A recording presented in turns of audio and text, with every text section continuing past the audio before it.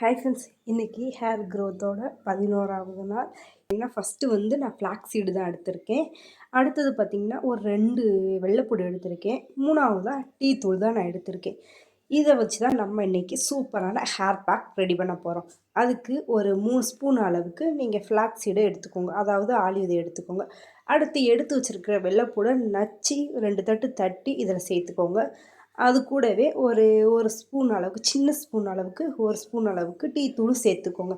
இப்போ இதில் ஒரு கப் அளவுக்கு தண்ணி ஊற்றி இப்போ இதை நம்ம நல்லா கொதிக்க விட போகிறோம். பார்த்தீங்கன்னா 3/4 இது நல்லா கொதிச்சிடுச்சு.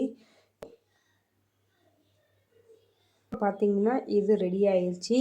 இது ரெடி ஆகும். இப்போ நம்ம அப்படியே அடுப்பை ஆஃப் பண்ணி இதை நம்ம தனியாக ஒரு இதில் ஃபில்ட்ரு பண்ணி எடுத்துக்கலாம். ஸ்கேல்பில் நல்லா படுற மாதிரி எடுத்து நல்லா அப்ளை பண்ணிவிட்டு சின்னதாக மைல்டாக நீங்கள் மசாஜ் பண்ணிக்கோங்க.